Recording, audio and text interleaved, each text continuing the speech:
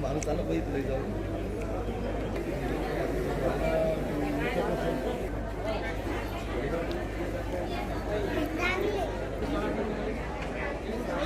तेल असं आहे ते.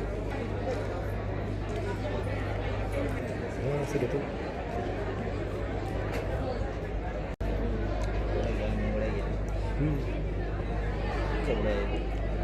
बायको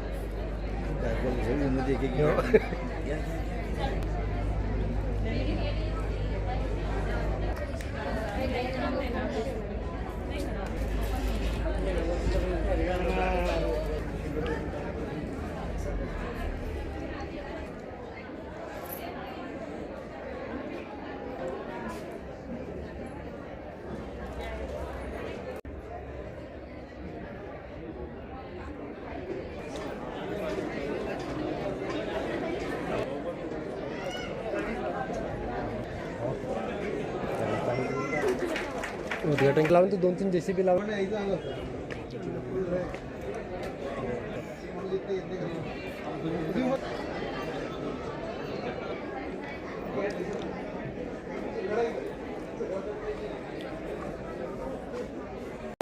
किती स्टॉल असणार आहेत, काय काय असणार आहे, जनतेला काय आवाज?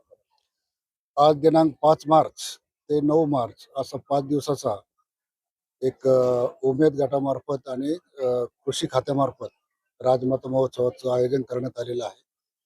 आणि या महोत्सवाची सुरुवात माननीय मंत्री, केंद्रीय मंत्री आदरणीय प्रतापराव जाधव सरांच्या हस्ते नुकतंच पार पडलेलं आहे.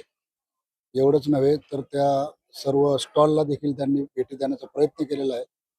साधारणपणे कृषी विभाग आणि उमेद DRDAचं जे उमेद आहे यांच्यामार्फत साधारण 165 स्टॉलची स्थापना करण्यात आलेली आहे.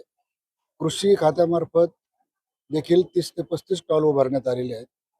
आणि सगळ्यात महत्त्वाची जी गोष्ट आहे म्हणजे मला देखील, मी स्वतः कृषी खात्याचा पदव्युत्तर विद्यार्थी असतानाही मला बऱ्याच नवीन नवीन व्हरायटी बघायला मिळाल्या. गव्हाच्या असतील, हरभऱ्याच्या असतील किंवा इतर ज्या ज्या काही कृषीची उत्पादने होती, तर ते खूप चांगल्या पद्धतीचं एक संशोधन पंजाबराव कृषी विद्यापीठ असेल किंवा या विद्यापीठाच्या मार्फत ते करण्याचं मला बघायला मिळालं.